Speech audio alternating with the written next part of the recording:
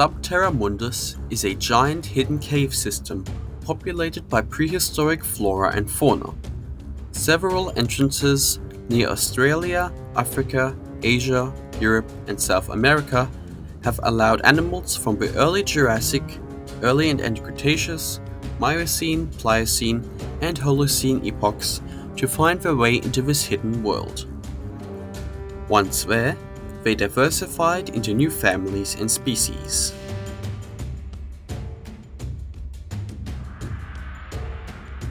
Among the most impressive dinosaurs of the Cretaceous were the Ceratopsians. These well-defended herbivores occupied a range of niches and had a variety of body sizes. Those that managed to find their way into Subterramundus continued to diversify, evolve, or go extinct. Today there are two main families of Ceratopsians, both descended from small chasmosaurines that lived in the shadows of larger ceratopsians which are now extinct. The modern ceratopsians are all descended from long-legged chasmosaurines like Pentaceratops or Utaceratops, which already had some unusual proportions in the Cretaceous. A short body with unusually long legs may have made these dinosaurs quite fast for their clade, which may have been a factor that helped them survive in Subterramundus. In this new environment, these ceratopsians evolved long, slender legs for running, as well as a taller build, not dissimilar to animals like Paraceratherium. Their new, taller body plan also supports a diet that includes higher-growing plants. This more varied diet, including high-nutrient foods, in turn, supports a heightened intelligence in some species.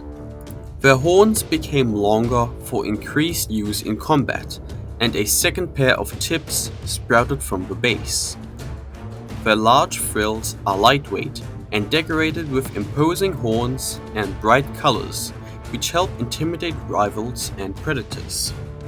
The descendants of the graceful Ceratopsians of Subterramundus belong to the family Indricosauridae.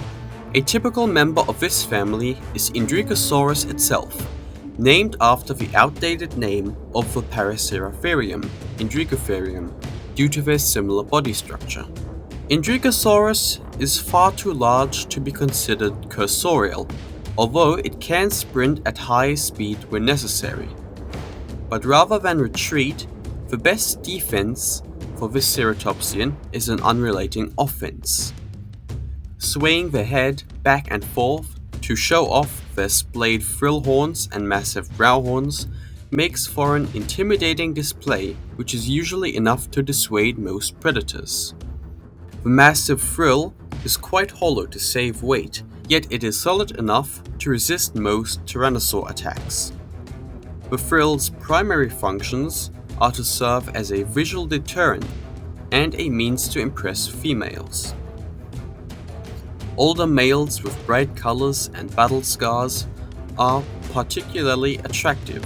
Scars and battle damage show experience in fighting and fending off predators, ideal traits to pass on to future generations. Additionally, the bright colors serve as an aposematic warning to predators of a ceratopsian's health. Brighter colors usually mean a ceratopsian is tougher and has more energy to fight off would-be predators. Their primary weapons are their long brow horns and jugal bones. These are frequently used in combat with predators and other Indricosaurs.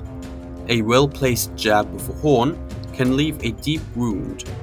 The jugal bones can be used to either stab predators or to hook and pull rival males and topple them. Indricosaurus typically live in open forests where their wide frill horns are not obstructed by dense vegetation and they can enjoy a variety of leaves, ferns and horsetails. They will also consume nuts, roots and tubers. Many of the smaller individuals, typically young males, will sometimes venture into dense rainforests and jungles for a greater selection of food. Young Indricosaurus typically stay with their parents for some months until they can fend for themselves. Those that manage to survive until maturity either join a herd or bachelor group or wander the forests alone. Mortality is extremely high at this age, where young and inexperienced ceratopsians make their way into the forest, where various predators are ready to make a meal out of any unwary herbivores. Should they survive this, Indricosaurs grow up to become massive and intimidating animals. But they are not the biggest subterramundian ceratopsians. The very biggest ceratopsian of Subterramundus is Dominoceratops, the dominating hornface. This gigantic browser is one of the biggest ornithischians of Subterramundus, only surpassed by particularly large Scutoceratopsians. It is also one of the most heavily defended, with giant brow horns that can reach 3 meters in length. Unsurprisingly, these horns, in conjunction with their beak, are the most prominent weapons. Usually, their size, imposing frill horns, and bright facial colors are enough to deter most predators. Those predators that ignore the ceratopsian's warning are often gored to death. A powerful blow by the horns is capable of breaking bones and crippling any predator. A stab is usually fatal. However, they are not invulnerable, and a desperate tyrannosaur is capable of dispatching or crippling a Dominoceratops with a bite to the neck or leg. Like other ceratopsians, Dominoceratops is primarily herbivorous, with ferns, horsetails, and leaves making up the majority of its diet. It will also take roots, fungi, and even fresh carrion when available. Bones are a great source of calcium, but actual meat is also favored. Dominoceratops is particularly fond of nutrient-rich foods which support the growth of their bodies and especially their horns. Interestingly, any surplus nutrients are not converted into keratin, but into higher brain power. Although nowhere near as smart as chimps, let alone humans, the average Dominoceratops is intelligent enough to display something akin to compassion for smaller animals, not unlike elephants, particularly when resources are plentiful. Those that experience constant stress and don't have access to as many nutrients as others tend to have larger horns and be much more aggressive. Calves receive passive protection from both parents until they reach maturity. Males are usually driven from the territory when they get too big by the resident bulls. Females either join the group to help protect the younger generation, or wander off in groups to establish their own herd. Dominoceratops herds are led by a matriarch whose job it is to lead the herd to safety and to make sure all the males stay in their places and do their part for the good of the group. The matriarch is usually the oldest and most experienced female. She is among the largest ceratopsians in the herd, in rare cases even surpassing males in size. Many matriarchs are covered in scars and wounds from battles with predators and other females.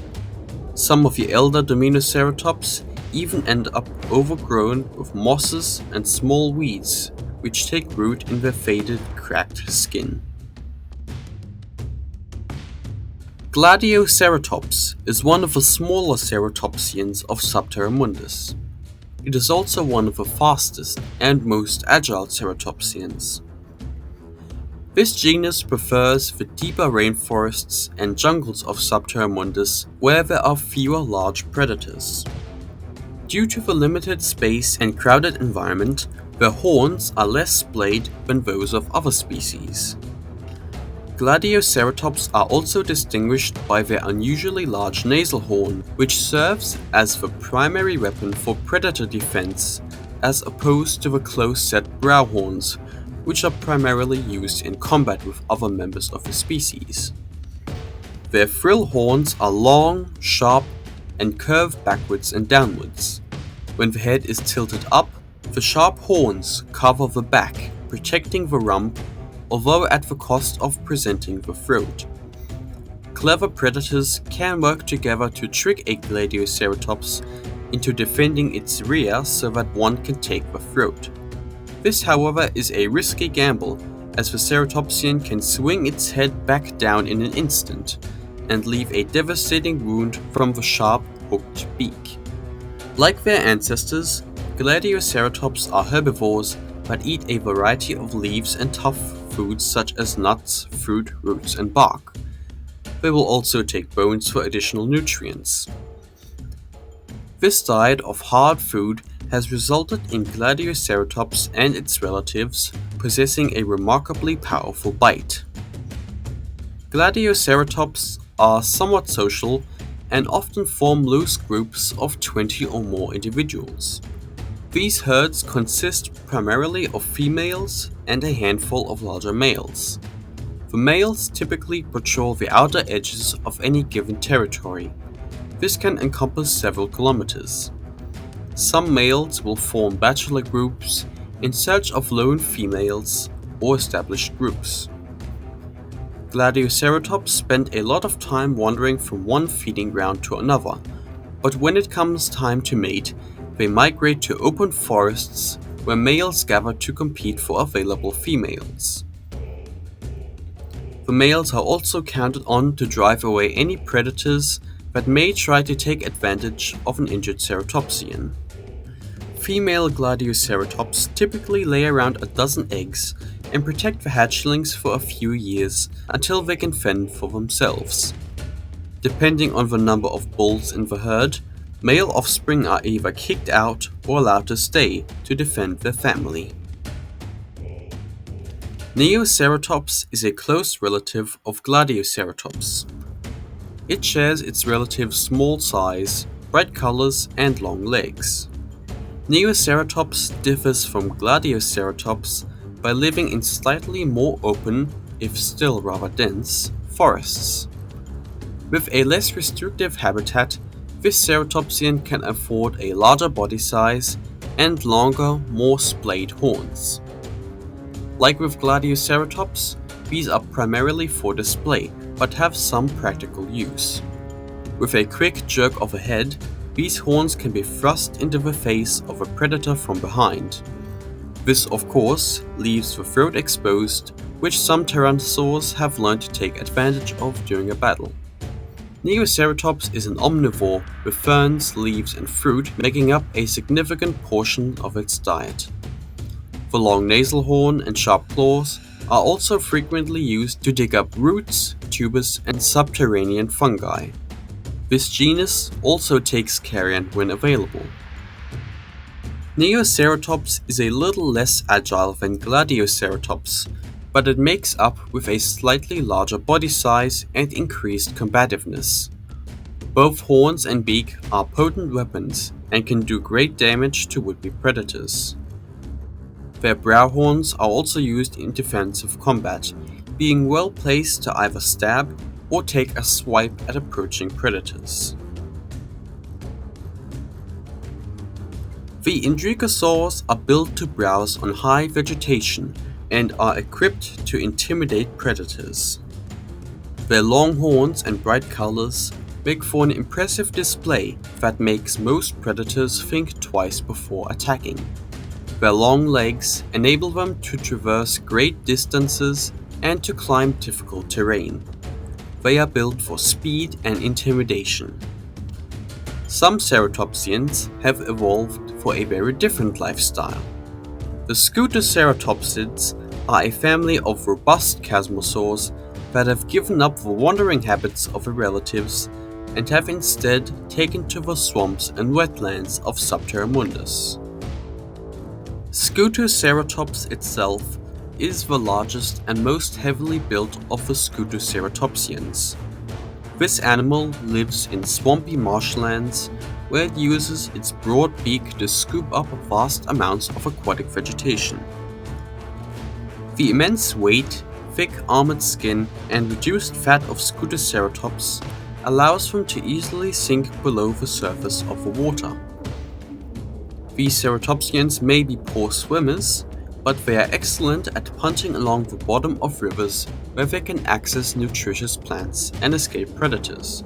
They also swallow river stones to reduce their buoyancy and to grind up food. The armor does not only serve to help them sink. Thick scutes and osteoderms on the tail and limbs protect them to some extent from the attacks of various predators such as Gladioceratops abelisaurs, and in their juvenile days, Gigaraptor dromaeosaurs. Female Scutoceratops lay their eggs on secluded islands in the middle of wetlands, where they are safe from a majority of predators and nest raiders. Once they hatch, the young follow their mother into the swamp, where they are taught the best places to find food and shelter before they are abandoned to find their own way. Unlike adults, Scutoceratops calves are capable of swimming, as their lungs are proportionally too large to be overcome by their thick skin and armor. Scutoceratops bulls are extremely territorial and often kill stray animals that wander into their territory. Females are far more social and often gather in groups to feed for protection. Mothers sometimes bring their young to such gatherings once they reach a suitable age. A close relative of Scutoceratops that also lives in the wetlands is Brutoceratops. Unlike its bigger relative, this ceratopsian lives in shallow marshlands and is far more terrestrial. This ceratopsid feeds primarily on horsetails and ferns, supplementing with aquatic vegetation and, on occasion, carrion and shellfish.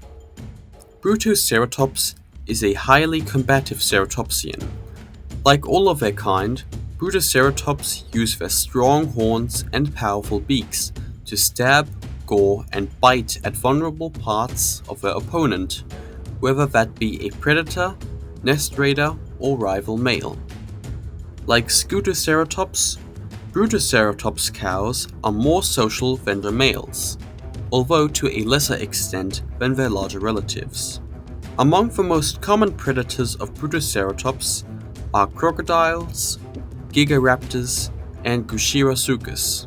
Those that wander into the drier forest also fall prey to sarcophagonax and gorgosaurs. They are, however, difficult prey to take down. Thick armor protects their tails and legs to some extent from being targeted, and thanks to their long legs, they can quickly turn to face their foes. Scutoceratopsids are distinguished by small frills, long bodies, short limbs, and generally large body sizes. But not all of them possess this last trait. Nanoceratops, as the name suggests, is a diminutive Scutoceratopsid barely a meter tall. Like its other relatives, it is nevertheless robust and heavy, and thus sinks to the bottom of rivers where it prefers to forage. Here it feeds on aquatic vegetation as well as fish and invertebrates. Unlike their relatives, Nanoceratops can still swim, since their bodies are not heavy enough to fully counteract the buoyancy of their lungs. To compensate, Nanoceratops frequently swallow heavy river stones, which serve the secondary purpose of grinding up swallowed food. Nanoceratops often form monogamous pairs that work together to prepare their young for life in the harsh swamps.